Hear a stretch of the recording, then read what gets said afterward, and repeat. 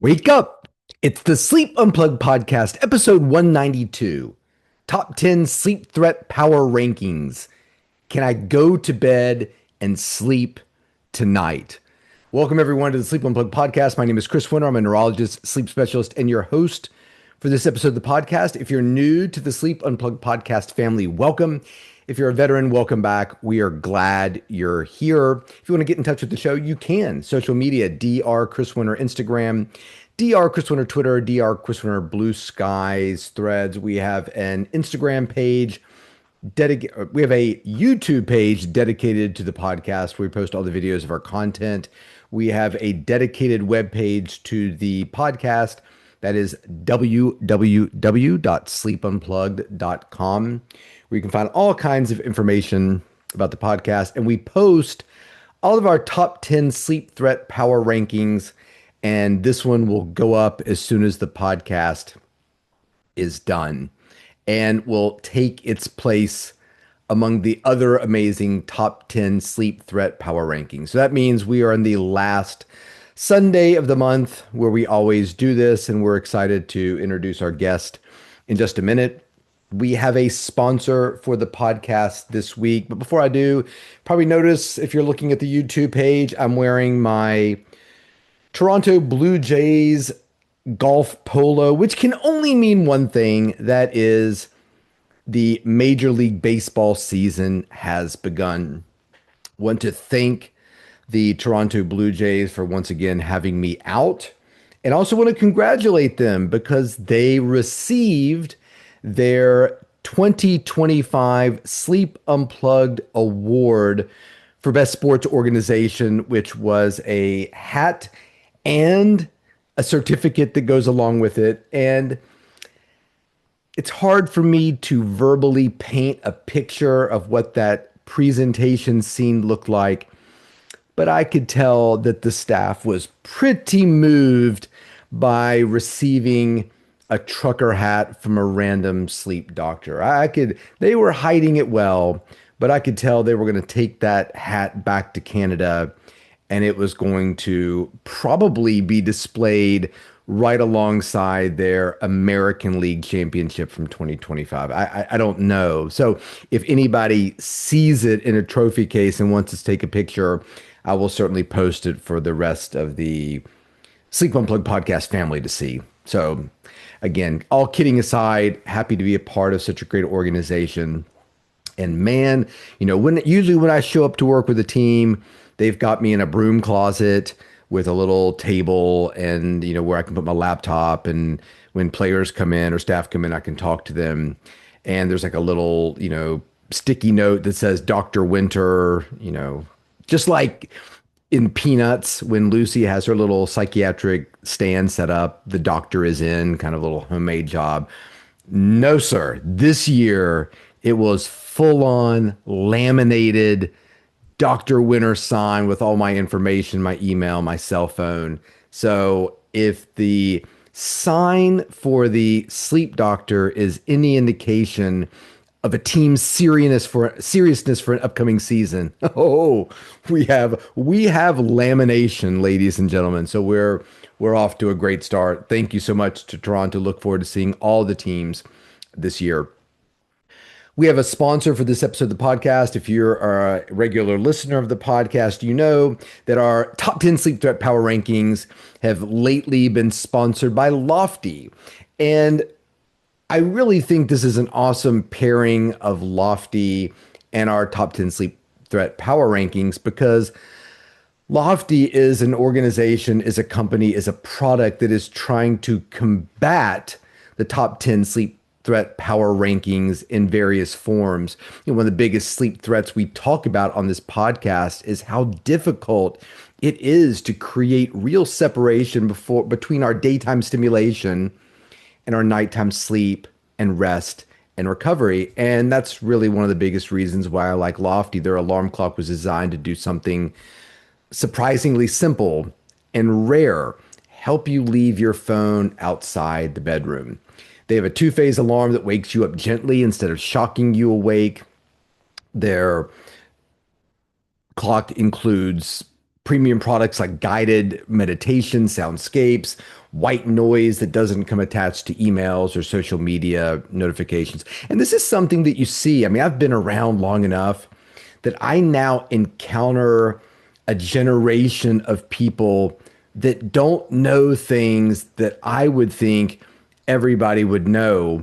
One of them being, they made clocks that had nothing to do with the internet or games. They were just clocks and they had an alarm and you plugged them in and they had a battery backup and that's it. And I really love the fact that Lofty is sort of getting back to that idea. I recently received the Lofty lamp, added it not only to my nightstand, but also to my Lofty app on my phone. And it's really one of my favorite parts of my evening routine now. And I was actually talking to a player who had young kids, and we were talking about the Lofty lamp because I can control the lamp from my app. And I said, listen, you're having some difficulty with nap times and things like that. Why don't you get a Lofty lamp, put it in the kids' room? This way, when they're looking at their Magic Treehouse book or whatever they're up to, the light, you can control the nature of that light so it's not affecting their wakefulness and keeping them awake rather than helping to go to sleep. But you can also control the light and you could change its color. So, hey, when you see the blue light, you can come out of your room, nap time is over. I remember putting our kids down for rest and they would come out like, is nap time over? I'm like, nope, you've been in there for 38 seconds. Nap time is definitely not over. We'll let you know when it's over. What a nice way that, hey, when the light turns blue, if you want to stay in your room, keep reading your Magic Treehouse book, you can, or you can come out. So they have a light that gradually dims at night, brightens in the morning, that actually respects circadian biology. Instead of flipping on that bright overhead light or grabbing your phone and having that screen in front of you, it's a nice way to ease in and out of the day. I spend a lot of time talking to people about protecting that transition. So if you're looking to upgrade your sleep environment without adding more technology stress, Lofty is definitely worth checking out. And we'll see how many things on this week's guest assessor's list Lofty might actually be able to help with. So let's get to today's top 10 threats list. Before we do, this individual chose the mystery lyric in our title, and I will get to that. So our special guest assessor is Dr. Margaret Park. She is a good friend, wonderful sleep specialist from Chicago, and I've known her for a long time. She's actually been part of trainings that I've been to, sleep conferences. She actually ran a speaker training that I went to, and I just thought she was outstanding. Not only was she smart and introspective and funny and kind, but she was also somebody who could really give criticism and feedback in a way that was really constructive. And I've said this before on the podcast, I really appreciate, as I get older, people who are willing to disagree with me and maybe try to point out things that I'm not aware of. And I think she does a really great job with that. We actually disagreed with how we felt about the Epworth sleepiness scale.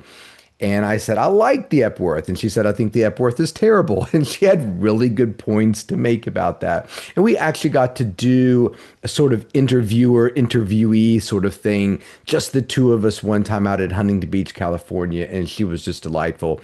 Has two kids, one in high school, one in college, and she's busy running around raising them. And I always say, hey, give me your top 10 list. And she gave me an amazing one, and we'll go through it in just a minute. And I also say, I need to know that if you were stranded on an island, whose music are you bringing? And for the first time, I was presented with a group that I don't really know much about. So in terms of researching the group, and the group is BTS, she is a proud member, Dr. Park is a proud member of the BTS Army. The lyric, "Can I go to bed and sleep tonight?" is actually not off of one of their albums. So BTS is a South Korean supergroup formed in 2010, widely thought to be either the number one or number two largest selling group in South Korea. They sort of share, they go back and forth with another group called 17, but I think BTS is probably the biggest. I had never really heard of 17. I know all about BTS. I've heard about them for sure. They consist of seven members: Jin, Suga, J-Hope, who just had a birthday last Wednesday. Happy birthday, J-Hope. He's 32 years old. RM, Jimin, V, and Jungkook. So V, a member of the supergroup, actually released on Twitter some little snippets of his own music that people have been suspecting for years that he's going to put out his own solo album. So he kind of teases it with the hashtag KTH1, which has to do with this album that he's going to put out. And anyway, people call this one Sleep. And I looked it up. You can see a little kind of interesting video he put together. He has a very specific aesthetic style. And I thought that Can I Go to Bed and Sleep Tonight would be perfect. So we're going to put this will be, if I can find this on, I know you can find it on SoundCloud. If I can find it on Spotify, it will go on the Spotify Music Playlist Volume 4, which is wrapping up pretty soon. We'll be on to Volume 5.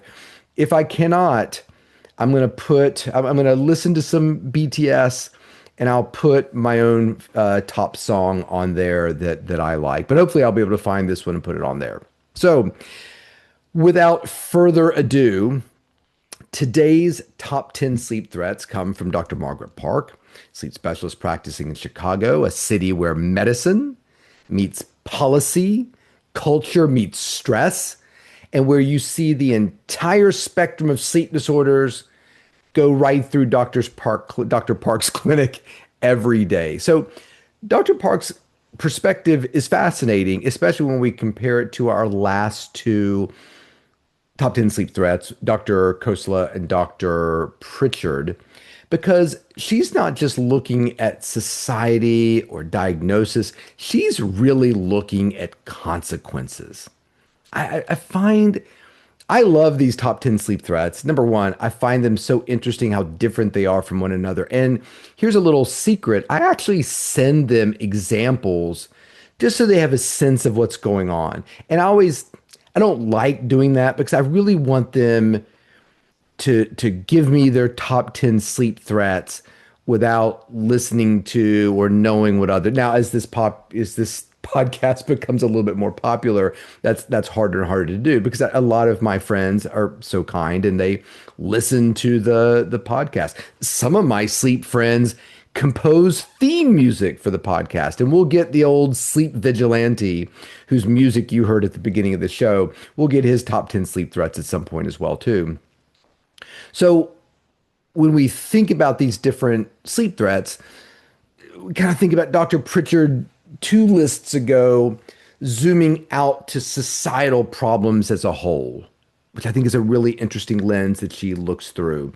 Dr. Kosa looked more at how medicine misses sleep disorders, what we as providers are doing and how we're failing. And it's interesting. I read a little non sequitur.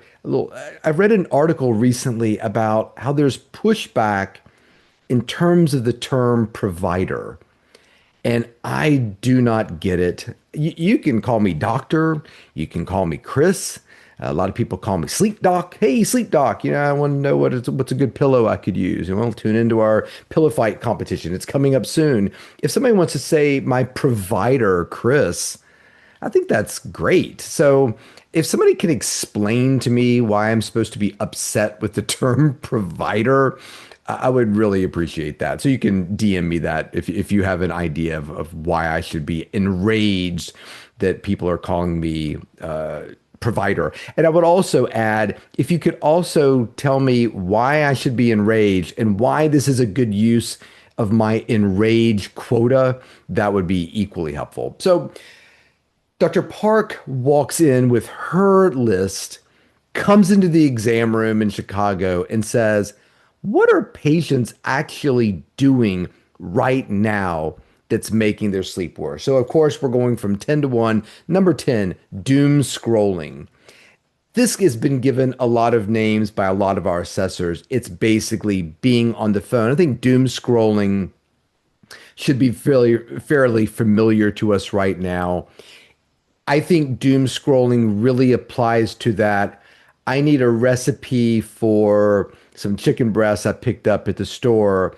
I picked up my phone to get a recipe, and 20 minutes later, I'm trying to figure out why I'm reading an article about Steve Perry, the lead singer of Journey. Like, how did I get here? How did I start off looking for X and now I'm going down the rabbit hole of why the United States goalie had a performance of the lifetime, in the gold medal matches. And man, if you didn't see, I don't work, I did work a long time ago for USA Hockey. I don't work for them now. But man, if you miss those hockey games, the women's hockey game against Canada and the men's, they were just tremendous. And let me tell you a fun place to watch a US versus Canada hockey match. You guessed it, at the Toronto Blue Jays spring training facility in Dunedin, Florida, because there's so many people there with ties to Canada, and there's a lot of people there with ties to the United States. So it was so much fun. I don't want to name, but there was a player there running around in essentially a full USA hockey gear, was practicing in USA hockey gear. It was just the best atmosphere. So much fun. So doom scrolling, you're getting sucked into things that you really didn't mean to. It tells me because she's ranking it at number 10, she doesn't really see it as the biggest threat to people's sleep. It made the list, but people know that screens disrupt sleep. But if you look, Michael Gradisar, there's a lot of people who are saying, look, screens can be a part of your evening. If you want to sit down and watch, I'm always looking for a good show to watch. I'm sad that the Night of the Seven Kingdoms is wrapping up. I've been watching The Pit a little bit. I've actually kind of gone back. I never saw the show Nip Tuck.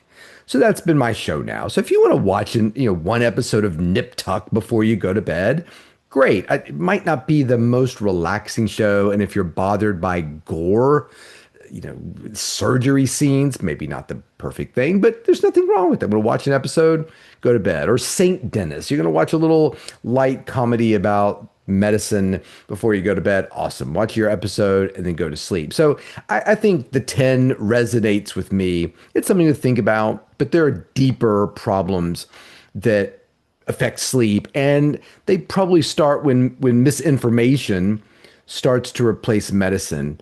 And I think screens can kind of be that. Oh, we've got to be careful of screens. Yeah, but you're not moving the needle too much one way or the other there, unless you're actually on your phone all night long because you're just so addicted to it you can't get off. So number 9, we've definitely heard before. When you go back to Dr. Kosela's list, she had it as number 10, which was apnea stereotypes.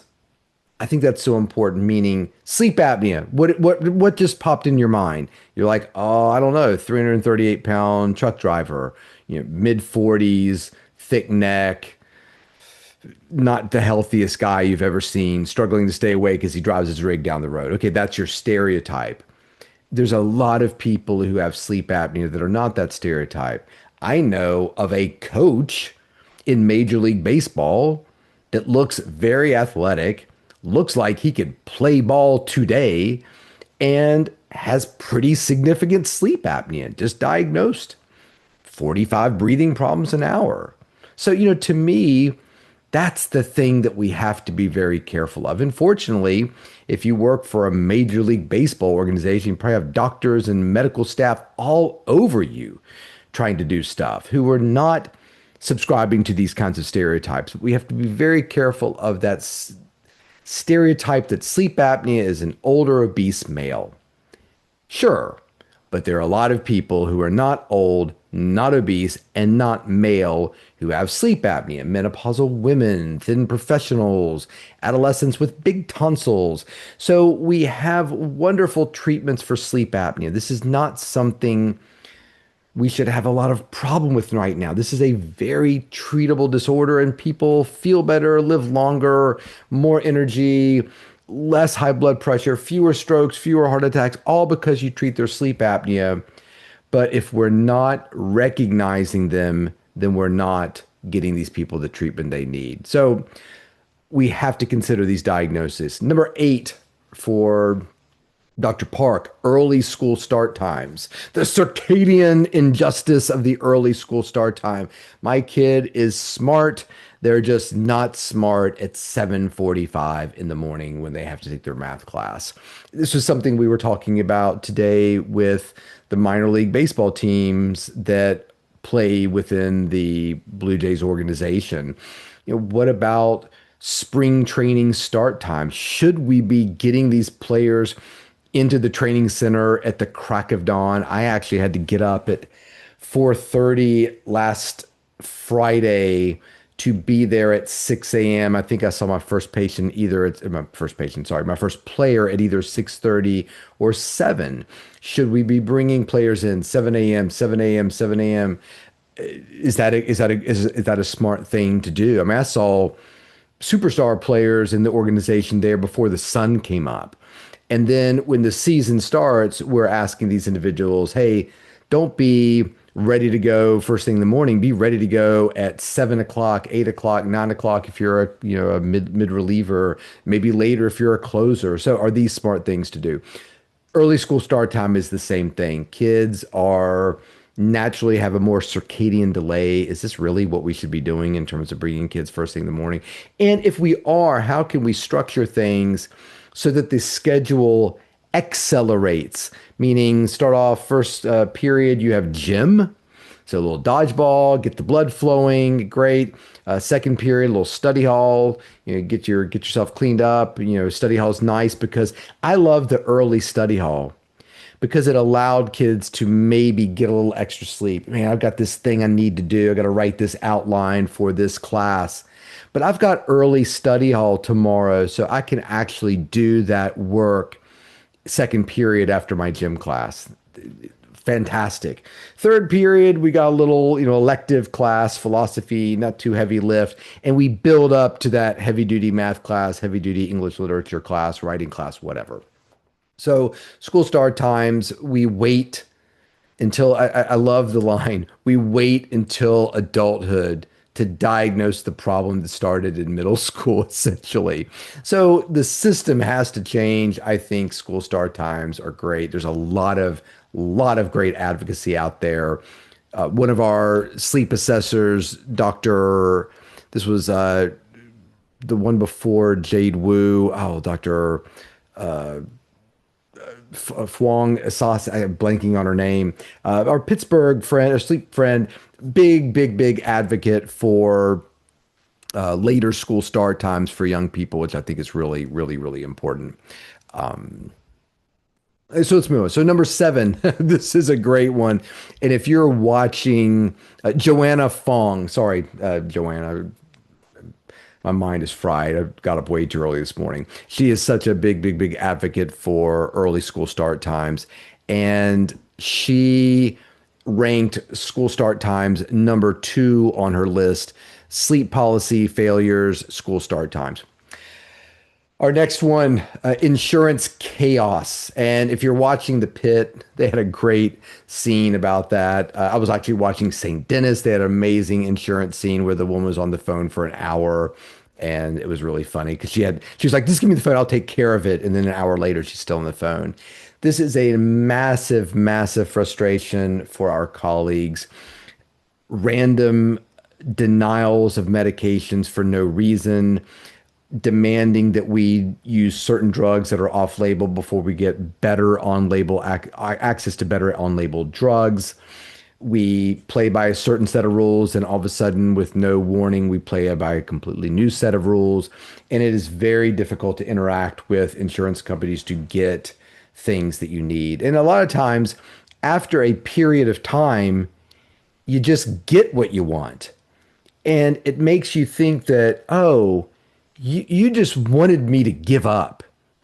you were always going to approve the thing. You thought that I would give up because I had to wait on hold or my staff has to wait on hold. If you think Marissa in my office is going to give up insurance company, you are fucking fooling yourself because she is a pit bull ninja and she never gives up. So if you're an insurance company listening, I don't know what's going on in Dr. Park's office, but you're in big trouble if you start messing around with my staff because they're going to hunt you down and they're going to get the medications that they want to get for my patients. So anyway, it's not just affordability, it's navigating a process that is not meant to be easy to navigate. And patients can't do it themselves. The system tells them to wait. And so we're always looking for ways around that kind of stuff. So I love it. So patients get frustrated. They want simple answers. Insurance is not simple. So we go from insurance chaos to number six, GLP-1 drugs and similar drugs. And what she describes, Dr. Park describes as miracle thinking. And I've talked about Zepbound on this show. It was first drug FDA approved to treat sleep apnea. And there's positives for sure. There are also some negatives there too, and a lot of unknowns. So this idea that I think Dr. Park is basically saying, look, this is not a miracle drug for your weight, for your health, for your sleep apnea. This is let's go back to our USA. It's pulling the goalie. You know what that means? That's at the end of the game, you're losing and time is ticking down and you just can't get a great shot. So one thing you can do is have your goalie, once the puck's on the other side of the ice, leave the net, skate as fast as they can, get off the ice, and a substitute offensive player comes racing in to help create an imbalance, a 6-on-5 kind of situation. And when that happens, you've got more of an opportunity to. So it's like we don't go into the game thinking that, oh yeah, we'll just pull the goalie right from the beginning and create this. No, because it comes with some negatives. Mainly, your goal is wide open. So if the other team gets a hold of the goal, they're going to take a shot and it's going to go all the way down the ice. And believe me, they're good enough to make that shot when there's no goalie blocking the goal. So to me, the GLP-1, great drug. Do we use them? Sure, we do in certain situations. Are they miracles? Is this the plan A we should be using? Probably not. So weight loss does help with sleep apnea, but it doesn't reconstruct the way your anatomy is formed. It doesn't change certain aspects that might be risk factors for sleep apnea. So we have to be very careful. I was given Apnimed a hard time recently. This is another one of the miracle thinking drugs. Like there was a Forbes article that talked about it being a holy grail drug. There you go, Dr. Park. Can we substitute holy grail drug for miracle thinking? I'm sure she'd be like, yes, this is exactly what I'm talking about. Does this mean I won't use Apnimed? No. Will I use their pen if they give me one? Hey, Dr. Winter, we got a pen. It's got 4 different colors. It says Apnimed on the side. Great. I love a 4 different colored pen. I'll use it happily. Will I prescribe it? Sure. Yeah, all these things. Great. Is it a holy grail drug? No, it's not. That's miracle thinking. That's exactly what she's talking about. And we have to look beyond miracle thinking in terms of what is right for our patient. Maybe it's not a drug at all. Maybe it's a CPAP. Maybe it's not a CPAP at all. Maybe it is surgery of some sort. Maybe it's not surgery at all. It is some sort of oral appliance. And surgery, to me, is another one. There's no miracle thinking there at all, too. Like certain people are good good candidates for it. Other people are not. Number 5, lack of self-care. This is a important one. It's not we're not talking about a wellness influencer message here. We're talking about true central nervous system decompression. We're talking about exercise. We're talking about temperature regulation in a way that is meaningful and supports sleep. I think that a lot of people abuse themselves. I think that abuse often comes in the form of taking direct aim at sleep. I'd like to get some more stuff done. I'm going into the week a little bit not prepared, so I'm going to stay up a little bit later, sacrifice sleep to get these things done. I'm guilty of it. Lots of people are. I hate it. I don't like to do those kinds of things, but sometimes we do. And I think that focusing on self-care, it's number 5 on her list, is really important. Number 4, pediatric screening failures. I could not agree with this more. I had a conversation one time with a bunch of pediatricians, and they said, look, why don't you get up in front of a bunch of pediatricians and give a lecture? If they hear it and it becomes part of their differential diagnosis, they'll never forget it. So I guess I don't know why they're not hearing it. All the ADHD misdiagnosis, the anxiety, the delayed sleep phase. You know who does get this message? And I think it's very interesting that Dr. Park says pediatric screening failures, not psychiatric screening failures or cardiovascular screening failures. Man, I am inundated with that group. The psychiatrists are getting the fact that sleep disorders are creating psychiatric and psychiatric-like problems in their population, and they are gunning for it. They are all over it. It's like you gave the bloodhound the scent. Here, smell this. This is what narcolepsy smells like. And they're all over it now in their clinic. I love it. I was out at Psych Congress this year and could not believe the interest in sleep. Love it, love it, love it. I don't see that in the pediatric population quite yet. I don't know why, if it's an education, if it's a time, if they're doing something a little bit different. So not sure where that is. But if I could get up in front of the American Academy of Pediatricians for a 45-minute talk, I think I could fix that. That's how I feel about things. Maybe there's 20 other brilliant sleep doctors who've gotten to give that lecture, and they're like, yeah, you're not going to be able to fix that. So I appreciate that one, Dr. Park. This is a good one. Number 3, driver screening. We do a test called the MWT. Sit here at this desk and stay awake. That's the whole point of the test. How long can you maintain wakefulness? Maintenance of wakefulness test. And we used to do it more for truck drivers to basically see, are you safe? Are you capable of staying awake to do this thing? And that test has really just kind of disappeared over the years. I don't know why. I mean, the big part of it is insurances won't pay for it. So we're going back to number 7 and the problems with insurances. But if insurances don't pay for it, nobody's going to pay for it out of pocket. In fact, there was a whole big movement many years ago for truck drivers to be required to do an MWT, I think every year or every other year, to maintain their commercial driver's license. The rub was, we're not paying for it. The truck driving company wasn't paying for it. It was something you needed to pay for. Insurance wouldn't pay for it. Your employer wouldn't pay for it. So you were sort of up against the wall that if you wanted to continue your livelihood as a commercial driver, you had to pay for your own very expensive, kind of strange sleep test every 2 years. And I remember asking drivers, how much do you make a year? Do you mind if I ask you that question? This was not an insignificant portion of what they took home. So I agree with you, Dr. Park. I don't think anybody's ever mentioned screening drivers before on the podcast. And I think going along with it, we need to figure out how we can do it en masse, how we can do it accurately in a way that everybody agrees on the interpretation of whatever the screener is. But there's also got to be a way we can afford it where it's not breaking patients' banks. Number 2, this is an interesting one. Number 2, the penultimate, over-the-counter supplements. This should feel uncomfortable. Don't you think?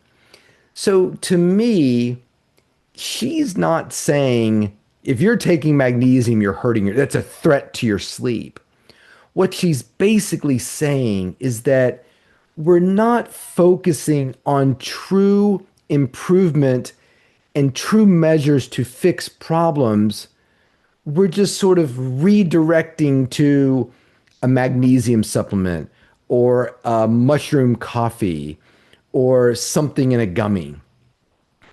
And I think about this a lot in the media. that there's so many amazing things that we could write about and report about that would make meaningful change in somebody's sleep. Somebody just sent me, and they were very kind to do it. It was a former WNBA coach, sent me an article, said, I thought you might like this. I think it was the New York Times wrote an article, top 10 Winter Olympic athlete sleep tips for you. And they weren't good. There's nothing wrong with them. But if you're thinking that the Norwegian cross country skier's tip of really, I think one was pay attention to sleep hygiene. Okay, number one, we all know that. Number two, it's a gummy, right? It's a magnesium supplement. Important. I take them, but they're not solving the insurance problem. They're not creating better pediatric sleep screening. They're not solving school start times. You're just taking a supplement of something that may or may not be necessary in your life. And it might move the needle, right? It's the hockey player deciding I'm going with a different stick that's got a little bit of a different blade curve pattern. That blade lie, I want it to be a little steeper. And I'm changing the kick point of my hockey stick by a couple inches. That might make a difference in that elite performer's performance, 1 or 2% better now because he's changing that stick configuration. I've never played hockey. I can barely ice skate. I would never do it without a helmet if that gives you any indication how good of a skater I am. So for me to be adjusting the kick point of my hockey stick, having never held one on the ice, makes absolutely no sense. There are much bigger fish to fry in this situation, namely how to skate, how to hold a stick, what you do with it, simple drills. We'll get to these specifics of the stick 10 years from now when you're an elite skater, Chris, but you just need the basics right now. And that's really what Dr. Park is talking about here is that we need fundamental change, not a gummy if we're solving problems because we're putting out things like teas and weighted blankets and grounding mats and all these things as being wholesale solutions when they're not. The lofty clock might be the biggest of the wholesale solutions here in that it might be number 10, getting rid of the doom scrolling because it's not there anymore. And it might be helping with number 5, self-care. So it's making a change here that might be a bit more meaningful. So as we go to number 1, I want to thank Dr. Park. I want to thank Lofty for the support. Number 1, alcohol and THC. This should feel kind of inevitable now. This is often the number 1. We've got alcohol suppressing REM, causing massive rebound insomnia. THC can cause withdrawal insomnia. Again, I think the bigger danger of THC is kind of like with number 2. We're putting THC out there as some sort of sleep solution when I don't think it's solving anything. In fact, might be the problem. And I think if you're drugging yourself because of your insomnia, you're not seeking help for a problem because you're like, well, ever since I started drinking a 6-pack before I go to bed at night, that problem I was having falling asleep seems to have gotten a lot better. Sure, if you're judging your sleep quality by how fast you become unconscious. So I think that this is a really interesting one. New York Times opinion podcast just not too long ago came out with a podcast episode about the marijuana problem. I think everybody should take a listen to that. It's a really, really good, thoughtful piece about a newspaper that initially supported marijuana. It said, look, it's like alcohol. It's like smoking. This is an independent choice. People should be able to do it. And then now they're sort of thinking, we may have made a mistake endorsing this kind of thing. So I think these 3 lists, Roxanne's and Seema's and now Margaret's, show a very interesting pattern. Society destabilizes sleep. We as medical providers miss the early warning signs, and exhausted people who are not supported by their providers in a meaningful way in the medical community try to fix the problem themselves with things that are not designed to fix the problem. I take I take magnesium supplements. I believe in them, but I believe in them as a tweak that I'm making to make my sleep 1 to 2% better over the next few years. I do not believe that it is a wholesale solution to society's sleep problem. Alcohol, THC, supplements, they are not the disease. They are signals that people are trying to survive and fix their own problem with sleep disturbances and exhaustion. Sleep isn't failing because people don't care. Sleep is failing because their own biology is losing the negotiation with our crazy life that we live. So, step one, get your phone out of your bedroom, get the right clock, and get the right lamp in there. Step number two, keep listening and spread the word about the Sleep Unplugged podcast because we appreciate your support. Thank you very much, Dr. Park. Thank you very much to Lofty. And thank you very much to the sleep vigilante who's going to play us out with our music. Take care and sleep well, everybody.